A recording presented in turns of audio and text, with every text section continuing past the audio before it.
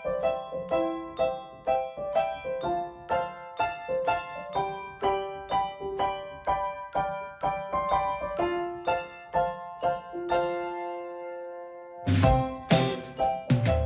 pagi. Ini merupakan kehormatan buat saya untuk bisa memperkenalkan acara Irma 4 Podcast untuk pertama kalinya nih. Jadi sebelum saya jauh membicarakan tentang tema yang kita bicarakan hari ini, kemudian memperkenalkan narasumber yang sangat berpengalaman, saya mau perkenalkan dulu untuk beberapa teman-teman yang mungkin belum kenal IRMAPA. Jadi IRMAPA itu adalah Indonesian Risk Management Association Profession, merupakan komunitas dari profesi-profesi manajemen risiko lintas industri. Jadi kita biasanya banyak acara-acara lah di IRMAPA yang bukan hanya buat praktisi manajemen risiko tapi non manajemen risiko, tetapi yang ingin tahu lebih banyak tentang manajemen risiko itu apa. Nah, kali ini IRMAPA buat gebrakan baru yang namanya IRMAPA Podcast tadi untuk pertama kalinya. Dan kali ini saya udah, atau kami lah sebenarnya, IRMAPA itu mengundang satu orang pembicara yang sangat berpengalaman di manajemen risiko, tetapi uniknya beliau ini nggak di manajemen risiko lagi. Jadi saya kenalkan Ibu Caroline Utomo. Beliau saat ini sebagai Chief Operating Officer di Manulife Indonesia. Selamat pagi ya kalau di Iya, insurance selamat ya. pagi kita di insurance. Karena malam pun selamat pagi, Troy. Selamat pagi ya. Iya. Saya udah kenal Bu Caroline lama, jadi tadi kami offline tuh bilang, waduh kagok ya kalau kita bicara ibu bapak ya. So kita akan nyebutnya nama nih sebenarnya kali ini. Gimana Lin? Apa kabar? Baik. Baik ya. Ya, baik. So kita mengundang Olin ke sini ya, Bu Caroline ini. Saya manggilnya masih Ibu nih. Olin ini karena beliau ini sekarang sebagai COO ya, Chief Operating Officer di Manulife Indonesia, one of the largest life insurance company ya. Uniknya beliau ini backgroundnya nih, saya baca sedikit nih kalau tampilannya. Selama ini adalah sebelum pertama kali adalah beliau ada di audit ya. Jadi pada tahun sekitar 2007 ya sampai dengan 2010 beliau itu ada di John Hancock di waktu itu di Kanada ya. Di Boston. Di Boston ya. Ya di Boston. John Hancock, kemudian mulai tahun 2011 beliau memegang audit sebagai Head of Audit Service-nya Indonesia 2011, kemudian menjadi CRO Chief Risk Officer cukup lama, dan disinilah saya sebenarnya awal kenal Olin dari 2014 sampai 2020 nih ya. Jadi pada saat pandemi itu barulah mulai role baru di Business Transformations 2020, 2021 dan 2021 menjadi Chief Operating Officer sampai dengan sekarang, hampir 2 tahun ya. Hampir 2 tahun. Ntar Januari inilah 2 tahun lah ya. 2 tahun ya. Sehingga memang tema hari ini ya, kita mau angkat itu adalah Managing Risk in Operations Team. Terutama kita ke studi kasusnya lebih kepada life insurance gitu. Nah, tapi boleh cerita nggak Lin backgroundnya Olin sendiri ya? Awalnya di audit, kemudian di risk gitu. Memang masuk ke audit tuh dulu memang ingin atau gimana ceritanya kalau boleh tahu? Waktu itu memang major saya kan accounting ya. Jadi accounting itu pilihannya cuma 2 nih, Troy. Either jadi kerja di perusahaan biasa ya, perusahaan, kemudian bekerja di accounting department, atau bekerja sebagai auditor. Oke. Ya. Jadi untuk jurusan accounting umumnya seperti itu tuh. Nah, kebetulan saya waktu itu memilihnya jadi auditor deh. Kenapa saya milih jadi auditor? Karena saya lihat pengalamannya cukup banyak ya. Karena external auditor waktu itu karir saya pertama kali. Itu kita bisa berkeliling tuh melihat-lihat banyak perusahaan lah ya. Jadi kita lebih nggak merasa bosen gitu kan ya. Awalnya gitu ya. Awalnya kan begitu. Kan masih muda nih gitu kan, masih muda, masih pingin travel. Dan saya tahu lah ya, kan kita semua pernah muda lah ya waktu kita sekarang juga kelihatan muda zaman kok. seperti itu kan. kelihatan muda. Iya, berjiwa muda lah Berjiwa sekarang. muda. Ya. Nah, itu kan cukup asik ya. Bisa melihat perusahaan yang lain, gimana cara kerja mereka. Kemudian juga traveling, kemudian juga bisa bertemu dengan top management lah gitu kan kalau di Oke. audit itu kan. Jadi asal mulanya seperti itu sih. Kenapa memilih menjadi auditor gitu kan. Oke. Dan kemudian tahun berapa tuh jadi CRO ya waktu itu ya? 2000 berapa ya? 2005. 2005 ya. Ya. Oke. Tahun 2005 jadi CRO di Manulife Indonesia. Itu gimana ceritanya juga tuh? Jadi dari audit ke risk mungkin nggak jauh ya, tapi gimana background? Apakah memang ditunjuk atau pengen nih pindah gitu? Pengen juga, jadi ada dua ya, pengen karena waktu itu saya ngerasa internal audit ilmunya kayaknya gitu-gitu aja gitulah ya. Jadi saya waktu itu ngerasa begitu. Manulife memang perusahaan yang besar, tapi saya merasa saya udah cukup melihat lah ya bagaimana insight Manulife itu gitu kan. Jadi saya ingin mencoba sesuatu yang baru lah gitu kan, karena memang saya masih suka bekerja di situ gitu kan ya. Jadi sekarang promosi kan? Manulife ini. Nggak apa-apa. Terus. Terus ya udah, terus pada waktu itu OJK kan meminta semua perusahaan asuransi untuk mempunyai risk management terpisah ya. Jadi ya saya mengapply ke sana gitu kan, karena kebetulan saya juga ingin mencoba sesuatu yang baru daripada internal audit. Kemudian OJK meminta itu, ya saya apply lah gitu kan menjadi posisi CRO ini gitu, karena saya ngelihat nggak terlalu jauh lah ya, tadi kan Paul juga bilang sendiri kan cukup dekat lah hubungannya ya, jadi masih bisa lah gitu kan. Nah, sekarang jadi COO nih, malah sebelumnya business transformation. Ini big movement sih kalau menurut saya ya, karena orang biasanya kalau udah, apalagi sebagai seorang CRO, and then dia biasanya akan berkarir di CRO, mungkin pindah ke company lain, atau agak jarang sih saya ngedenger ya orang apalagi pindahnya ke operations yang mungkin skopnya akan jadi sangat lebih besar gitu. Boleh diceritain nggak backgroundnya? Itu waktu itu di risk udah cukup lama, 6 tahun ya? 6 tahun ya, 6 tahun di risk.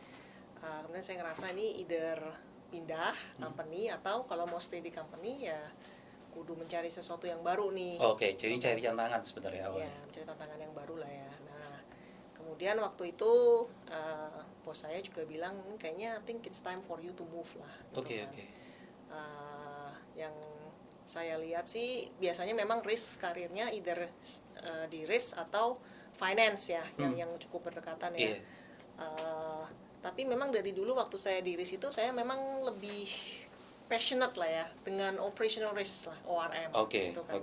So, dan operational risk dengan operation memang sesuatu yang berbeda ya, tapi saya merasa adalah hubungannya gitu ya. Karena kan untuk menjalankan operations itu kudu mengerti banyak tentang operational risk gitu. Betul. Kan ya. Iya pasti ya. Nah, makanya kemudian saya pindah ke business transformation dulu karena itu posisi baru, belum ada sebelumnya. Kemudian sekaligus untuk nyemplung lah ya, make your feet wet kalau bahasa Inggrisnya lah ya, di operations gitu kan. Itu. Jadi, tapi itu ditunjuk kan pasti ya? Ditunjuk ya. Ditunjuk. Apa rasanya jadi, karena selama pengalaman karirnya Olin ya sebelumnya third line defense, second line defense, now you become first line of defense gitu kan. Operations yang juga yang tadi Olin bilang ya, operational risk-nya sangat besar gitu. Ya. How did it feel, and mungkin apa challenge awal-awalnya tuh, Olin? Banyak sih, karena yang kita lihat di risk itu kayaknya baru the tip of the iceberg ya. Kita nggak banyak lihat di dalam itu, ternyata operations itu cukup Efek gunung esnya banyak. Luas dan besar gitu ya? Sekali gitu kan.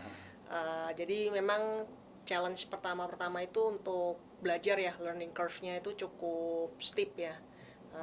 Cukup inilah, jadi udah bukan begini lagi, udah begini kali learning curve-nya ya. Jadi memang banyak hal yang harus dipelajarin dan detailnya kan cukup banyak ya, untuk mengerti semua procedures. Kemudian merapikan semuanya, governance-nya, kemudian mengerti juga controls, apa yang sudah kita punya, apa yang belum. Nah itu challenge-nya di sana sih, untuk mempelajari itu semua dalam waktu yang singkat ya. 2 tahun ya? Iya, 2 tahun itu. Dan yang saya lihat juga kan tadi itu, karena di risk itu yang kita pikir udah tahu, ternyata di dalamnya masih Oke. bercabang-cabang gitu kan. Oke, so ketika dari sebagai CRO mungkin jadi dari second nama first line gitu ya. Apakah pengalaman jadi second line dalam konteks CRO itu sedikit banyak membantu untuk manage resiko ketika jadi first line? Atau wah, big surprise-nya banyak banget nih ternyata gitu. Jadi pada saat ketika saya menjadi second line atau CRO ini benar-benar sesuatu yang either mungkin nggak berguna ya kasarnya, atau tetap berguna tetapi memang banyak surprising ya ketika harus memanage resiko di di operations gitu kan. Berguna banget. So actually I'm very thankful ya dengan pengalaman dia di internal audit maupun di risk management ya. I'm very thankful karena itu menurut saya cukup berguna gitu loh, dalam arti kita jadi mengerti kalau misalnya kita ada resiko begini atau kita ada request begini, bagaimana caranya kita membantu gitu ya, membantu distribution channels atau membantu departemen lain untuk bisa menjalankan lah apa yang mereka request gitu kan, tapi tanpa melupakan kontrol-kontrol yang ada, pagar-pagarnya gitu ya. Jadi kita bisa, waktu itu saya merasa saya bisa membantu dengan maksimal gitu kan, dengan dan juga memberikan pagar gitu kan ya. Pagar gitu. Tapi bisnis value-nya tetap ada, jadi lebih banyak memberikan bisnis value-nya itu gitu sih. Oke. Sorry, boleh biar kita lengkap konteksnya ya. Ketika bicara operations itu di Manulife Indonesia, apa aja sih scope-nya, Lin? Scope-nya ada new business underwriting, kemudian ada after sales. Jadi after sales itu ada billing ya, billing collection, kemudian ada juga printing delivery, kemudian ada after sales service-nya sendiri, kemudian juga ada branch ya, cabang, ada customer service juga, call center, contact center, email gitu ya. Kemudian claims ada di situ ya. Kemudian provider management. Jadi kalau hubungan dengan rumah sakit lah ya, itu ada. Kemudian ada procurement juga, ada real estate juga di dalamnya.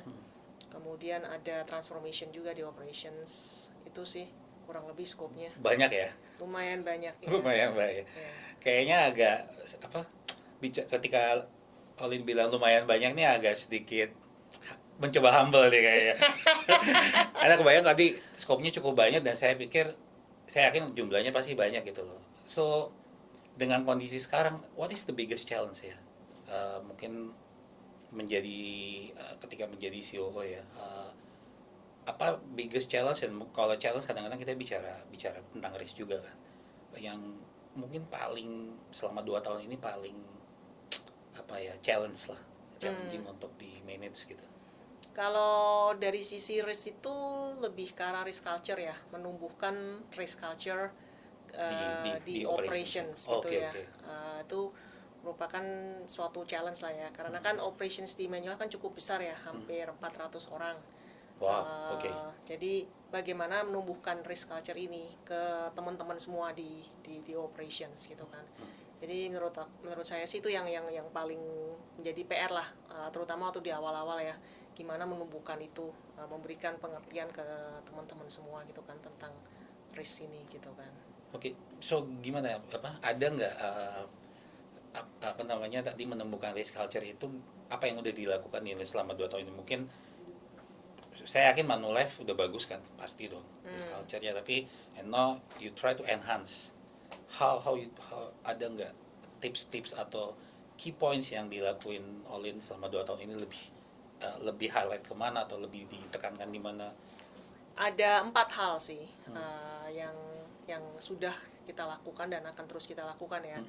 Kita bilangnya 4 pilar gitu kan. Jadi yang pertama itu adalah organization structure. Jadi waktu saya baru join di operations itu, waktu saya menjadi CEO itu, yang saya lihat dulu adalah organization structure-nya seperti apa gitu kan. Jadi harus jelas juga siapa melakukan apa ya, who's doing what, itu kudu jelas di situ ya.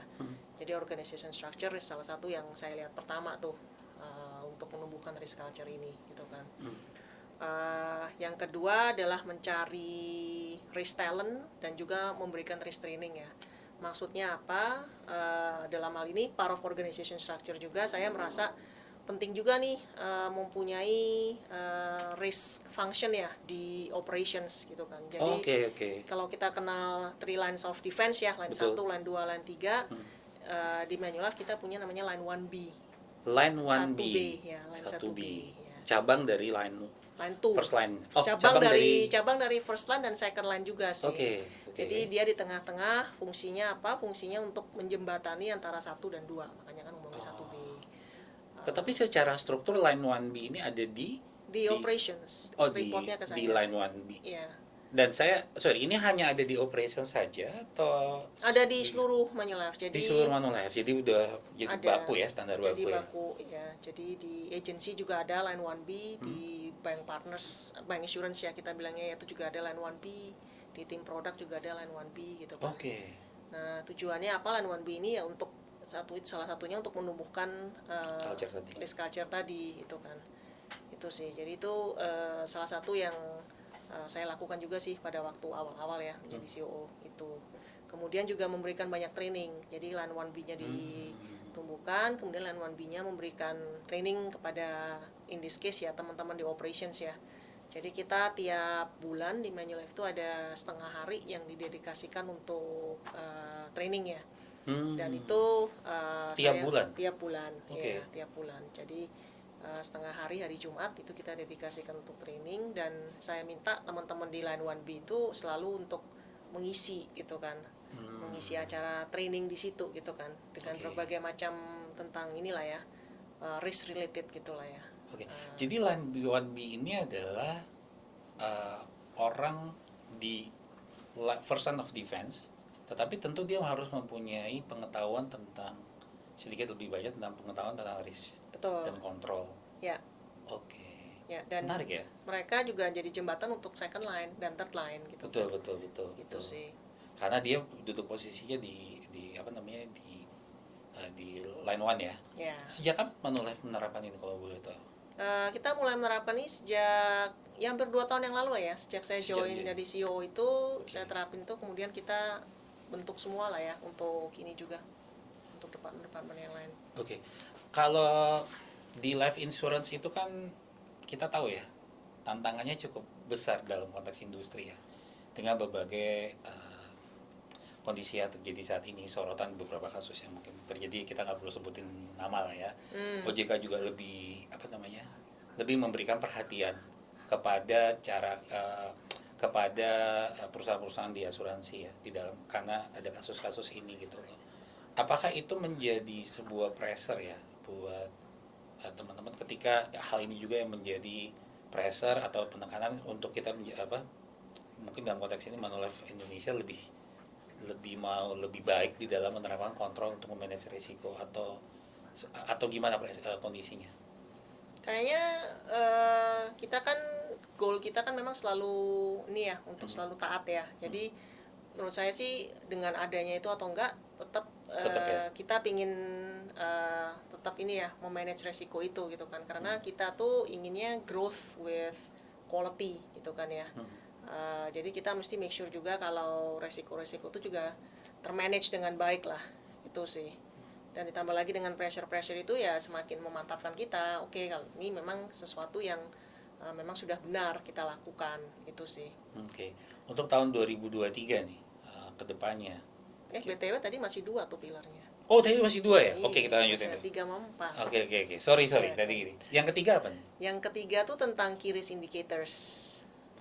Key risk indicators ya, di operations. Di operations. Kita kan ngomongin operations ya. Jadi kita punya KRIs juga sih, punya key risk indicators yang kita lihat setiap bulan. Kita juga ada meeting ya setiap bulan ya, untuk melihat risk indicators itu gitu kan.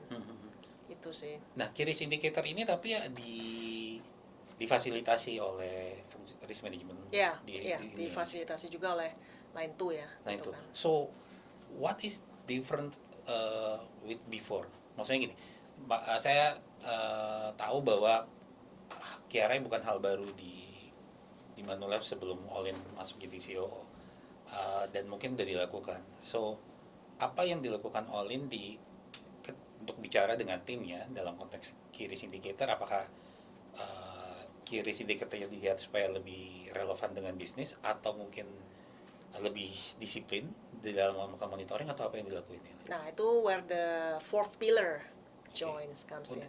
Ada agak cenayang nih saya dikit. Tahu kan langsung ya. Jadi what is the fourth pillar by the way? Fourth pillar-nya lebih monitoring ya. Monitoring cadence ya. Jadi monitoring dan governance lah, cadence gitu kan. Jadi memang kita sudah punya key risk indicator sebelumnya. Cuman in terms of monitoring dan governance-nya tuh sekarang lebih terarah lah ya. Jadi kita punya organization structure yang benar tadi, kita punya line 1B sekarang yang khusus untuk melihat memantau risiko ya di operations. Kemudian ditambah dengan key risk indicators, RCSA juga ada. Kemudian yang pilar keempat ya monitoringnya ini gitu kan. Monitoringnya dilakukan dengan kita mempunyai sebulan sekali ada monthly operation risk meeting gitu kan. Monthly operation risk meeting. Ya, jadi ini beda dengan risk committee ya. Jadi sebelum risk committee kita mengadakan monthly operation risk. Ini gitu. terjadi karena apakah CEO-nya karena bekas CRO? So you have a monthly risk meeting, or this is become culture? Ya, ini memang culture yang berusaha kita implementasi lah di Manulife gitu kan, karena kita juga melihat secara keseluruhan risk culture Manulife juga memang kita merasa bisa di-improve lebih gitu lah ya. Jadi ya makanya kita punya monthly operation risk ini gitu kan. Oke. Karena kan risk committee kan baru terjadi biasanya kan 1 quarter sekali ya. Sudah per 3 bulan ya. Ya 3 bulan, jadi kan kurang ya gitu kan. Jadi ya ini menarik ya, berarti kan setiap unit bisnis sebenarnya mereka punya upaya, atau mungkin nggak perlu nunggu risk management membuat risk committee, tetapi ada yang bisa dilakukan oleh risk business unit itu sendiri untuk memanage risk. Ya. Nah, kesadaran ini kan kadang-kadang kurang ya di bisnis ya, karena mungkin biasanya unit bisnis kan sudah sangat sibuk lah istilahnya dengan day to day-nya, dan mungkin background-nya Olin juga sebagai risk akan membantu ya. Kalau di dalam konteks untuk menumbuhkan culture kan tadi di tim ya ini, tapi secara menumbuhkan culture yang juga lebih penting tuh saya lihatnya culture di lingkungan, mungkin kita bicaranya leaders di bisnis unit ya, kadang-kadang mungkin head department, head of divisions gitu. Apakah ada nggak spesifik program yang dilakuin Manulife ya Indonesia di dalam khusus buat leaders ini? Ada, jadi juga part of that monitoring itu setiap leader itu dimasukkan ke dalam KPI mereka lah ya. Jadi ada KPI-nya? Ya, untuk risk gitu Oke. Jadi itu juga membantu sih menurut saya ya untuk menumbuhkan culture itu gitu kan. Jadi whatever you decide, whatever you do, you need to think about risk gitu kan. Iya, karena kan bisnis itu adalah bisnis itu tidak bisa dilepas dari risiko ya. Betul. Oke. Berbicara hal mengenai risiko menjadi sebuah hal yang common ya di mana, nggak hanya di komite risiko ya, tapi di komite manapun itu akan jadi topik yang sangat selalu ada ya. Oke, that's good. Mungkin saya masuk di tahun 2023 nih. 2023 ini banyak banget tantangannya, orang bilang ya, dalam konteks global inflasi terjadi ya, dan itu mungkin akan mempengaruhi hampir semua negara. Indonesia dibilang, mungkin ada yang bilang less impact lah, tetapi tetap ada ya seperti itu. Kemudian mungkin banyak aturan-aturan juga yang mungkin akan terjadi, dan tentu sebagai perusahaan-perusahaan yang terkena dampak harus bisa beradaptasi lah istilahnya seperti itu ya. Atau mungkin ada tantangan-tantangan lain gitu lah di dalam konteks operations dulu deh. Mungkin khusus di Manulife Indonesia gitu ya. Olin melihatnya apa nih, Lan? Apakah di orangnya, ataukah di yang tadi ya, banyak regulasi baru dan uncertainty global, atau hal apa yang kira-kira? Ada beberapa hal sih. I think the main ones, ada beberapa itu. Yang pertama yang uncertainty global ya. Jadi termasuk dalamnya geopolitik, ekonomi. Itu menimbulkan challenge karena membuat sales menjadi lebih challenging ya, a lot of sales pressure ya kan. Dengan banyaknya sales pressure ini, operation juga harus mendukung gitu kan, bagaimana caranya untuk mensupport sales, tapi nggak melangkai batas-batas tadi yang sudah ditetapkan ya, Pagar-pagarnya ya. pagar-pagarnya itu. Nah itu salah satu yang cukup challenging ya. Kemudian untuk people juga, people itu always lah ya, jadi shortage of talents itu kan memang udah menjadi rahasia umum lah ya, jadi di mana-mana juga terjadi seperti itu ya. Itu juga menurut saya sih termasuk salah satu one of the biggest risk lah, other than tadi itu yang uncertainty di global tadi itu sih. Ini people dalam konteks semua ya, operations ya. Operations semua lah, bukan cuma di Berapa orang tadi? operations lah. 400 ya, enggak 4.000 ya. Bukan 4.000. 400 ya. Iya, bisa terbayang ya. Ya. Apa Dan namanya? people-nya kan juga harus berubah ya ininya ya, requirement untuk skills-nya ya. Jadi yang lebih analytical, yang lebih lebih bisa digital, transformation. Jadi skills-skills yang diperlukan kan juga bergeser ya. Dengan adanya banyaknya digitalisasi ini kan. Jadi ya menurut saya itu juga termasuk salah satu challenge sih. Oke. So, digital dari caranya Olin tuh ini agak sedikit beda ya. Udah bilang nih, digital sesuatu yang memang dibutuhkan bisnis, tapi tadi juga challenge-nya banyak. Mungkin nggak hanya people ya. Some of saying that digital comes with, kadang-kadang ada mungkin relasi dengan information security. Ini biasa seperti itu ya. Dan mungkin bisa dilihat lah di banyak yang saya tahu di banyak source ya, survei-survei itu bilang banyak informasi security itu masih selalu jadi satu top risk yang dikonsider tinggi oleh CEO lah, istilahnya seperti itu ya.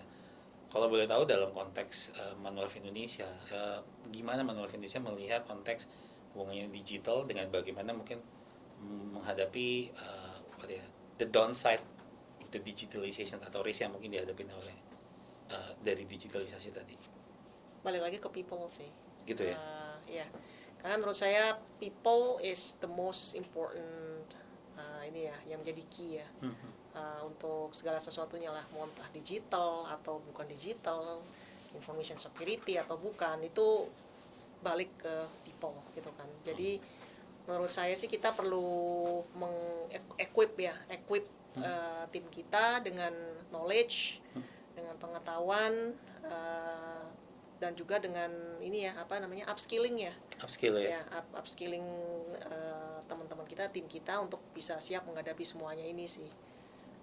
Karena menurut saya kayak tadi digital or teknologi itu kalau disuruh ranking, it's gonna be people, process, dan teknologi last gitu kan. People, process, dan teknologi. Iya, gitu kan. Karena everything starts with people lah, menurut saya ya. Dan itu yang kudu kita yang kudu kita jaga, yang kudu kita manage, equip gitu kan, dengan berbagai macam knowledge ya. Iya.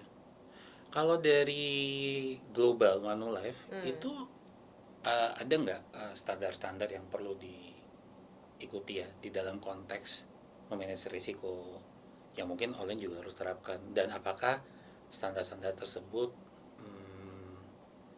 istilahnya inline lah dengan konteks pada saat kita melakukan bisnis di Indonesia terutama, karena kadang-kadang saya tahu bahwa Manulife itu globalnya di Kanada ya kalau saya tahu.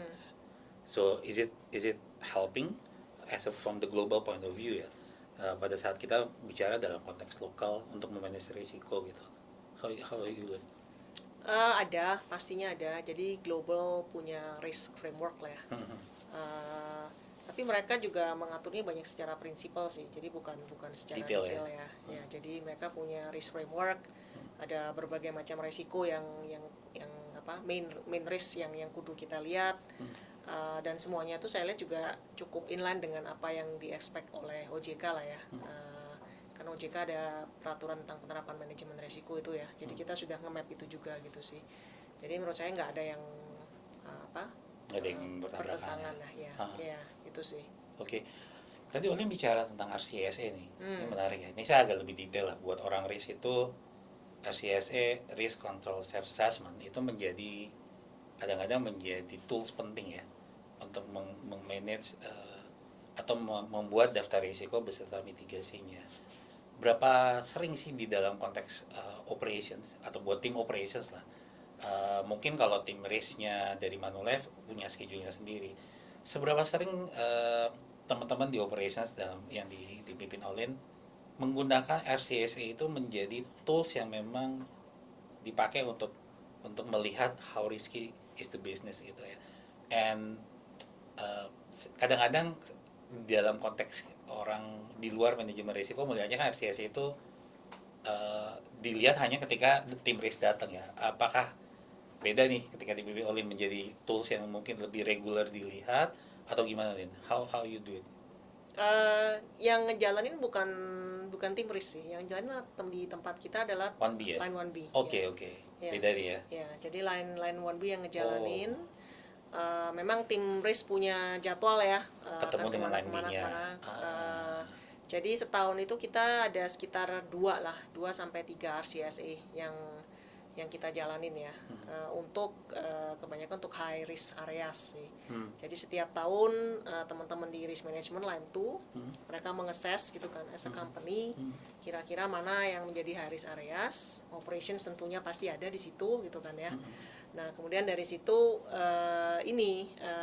kita membuat jadwal lah gitu kan.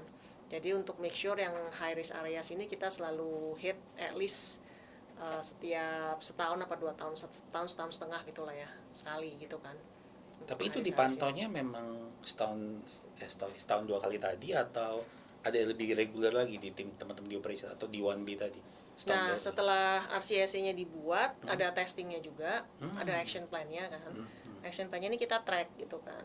Jadi kita make sure control gap ini benar-benar tertutup gitu kan. Tertutup tuh maksudnya? Ditutup? Close gitu kan.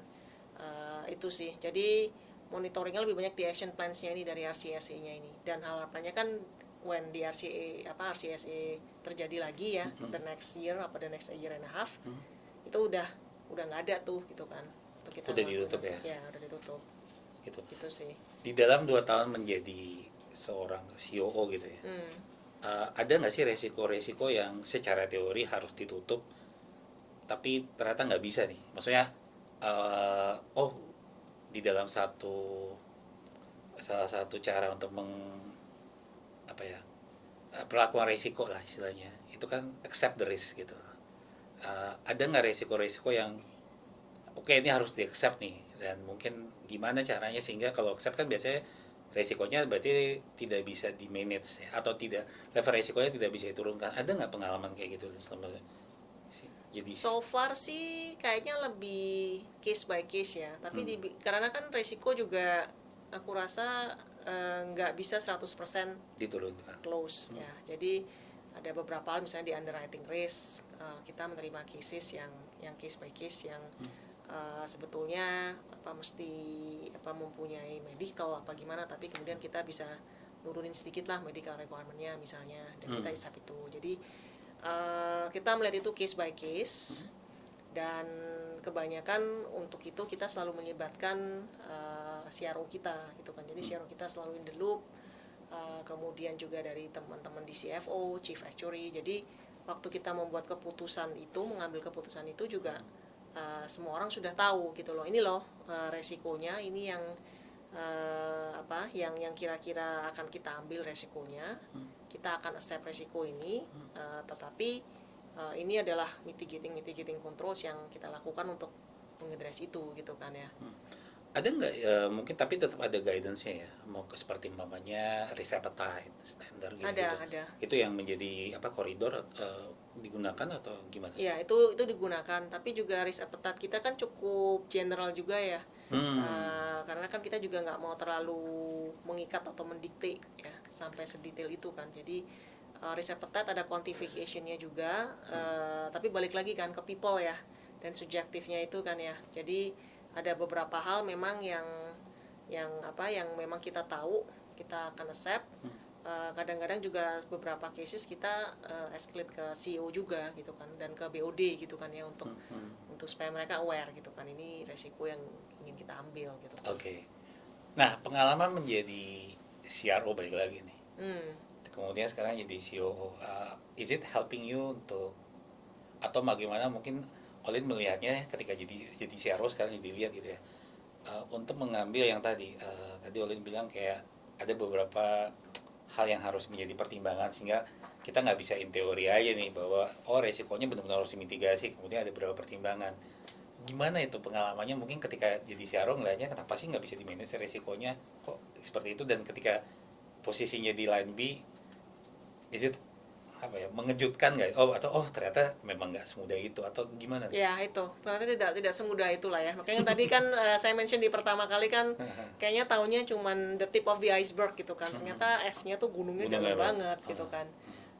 Jadi memang membutuhkan banyak fleksibilitas lah ya, fleksibilitas dalam mengambil keputusan juga gitu kan. Jadi ternyata banyak hal tuh tidak kelihatannya se black and white itulah gitu. Nggak semudah teori, mitigasinya harus seperti ini yang kontrol gitu ya. Apa namanya, setelah ternyata apa yang Olin mungkin bisa share, tips apa nih kepada para praktisi manajemen risiko ya, dari kacamata Olin sekarang sebagai CEO dengan backgroundnya CRO gitu ya. Kan idealnya adalah fungsi risk management di perusahaan atau mungkin CRO harus bisa harus bisa mengerti lah, harus bisa melihat side dari kacamata business unit atau dari first line, sehingga idealnya seperti itu. Tapi nggak semudah itu mungkin ya. Tapi boleh ada tips nggak, Lin? Sehingga karena udah pernah 3 posisi malah ya, pernah di third line juga gitu loh. Ada nggak tipsnya sehingga mungkin hubungan antara first line dan second line dalam konteks ini ya, antara business dengan risk management tuh bisa lebih sinergi, bukan lebih bagus ya, lebih sinergi di dalam memastikan bahwa resiko-resiko yang ada di perusahaan ataupun dalam organisasi itu benar-benar lebih termanageable sesuai dengan petanya company seperti itu. Balik lagi ke culture sih. Culture lagi ya? Iya, culture. Jadi itu sesuatu yang harus ditanamkan juga. Kalau kita pernah dengar namanya tone from the top ya. Okay. Jadi balik lagi ke culture, itu yang sudah selalu ditanamkan lah ya oleh senior management gitu kan. Need to have open, transparent communications. Kalau ada incidents, kalau ada potential incident, potential issue, let's escalate and resolve it together ya. Part of that being transparent itu sih. Dan juga inilah hubungan lah ya. Jadi begitu tim kita melihat hubungan saya dengan CRO atau hubungan saya dengan CEO itu cukup dekat, mereka juga mengikuti gitu kan. Jadi balik lagi dengan tone of the top-nya ya, the top dan culture itu gitu loh yang diterapkan. Penting juga buat first line, terutama di leadersnya, untuk juga bisa melihat resiko ini sebagai sesuatu yang tidak menakutkan, sehingga orang juga timnya akan mengikuti ya. Menumbuhkan culture itu yang mungkin jadi challenge buat semua ya. Buat semua ya. Karena setiap company beda-beda ya. Ya, itu sih. Tone of the top jadi kunci ya. Iya. Oke. So, udah hampir 2 tahun ya, Lin? Hampir. Belum. Hampir 2 tahun. Iya, 2 tahun. Mau balik lagi ke risk? Saya nggak pernah bilang never ya. Never say never ya. Wah, ini takutnya ditonton sama never say never lah. Never say never ya. Never say never. Okay. I enjoyed a lot being a CEO, I enjoyed a lot being a CRO. Maksudnya kan each role punya challenge sendiri-sendiri ya. Jadi menurut saya sih ya I never say never lah ya. Maksudnya we'll see gitu kan. So ini kan pertama kali ya Irmapa membuat acara podcast seperti ini ya. So you are the first guest ya actually. So menurut Olin gitu ya, kalau boleh tahu, how do you think ya untuk seperti ini acara yang kita buat gini ya, and maybe sekalian nih mamanya kita ada nggak tampil ini aja, ada sesuatu yang inputan atau seperti itu? Menurut saya bagus sih, dan kalau saya boleh suggest sih mungkin lebih banyak ke kayak seperti ini ya. Jadi mungkin next time-nya bukan CEO tapi CFO atau praktek-praktek ya. Jadi bukan cuman semacam teori-teori tapi lebih aplikasi lah ya, aplikasi risk management di berbagai macam industri, di berbagai macam fungsi. I think that's a good idea sih. Dan juga nih membantu teman-teman di risk management ya untuk lebih ada input dan wawasan gitu kan. Gimana sih risk management di industri yang berbeda atau di Ya, role ya. yang berbeda gitu ya. Ya, ya. Jadi menurut saya sih bagus sih program Oke. untuk terus diadakan gitu kan. Oke. Thank you Sama-sama. ya.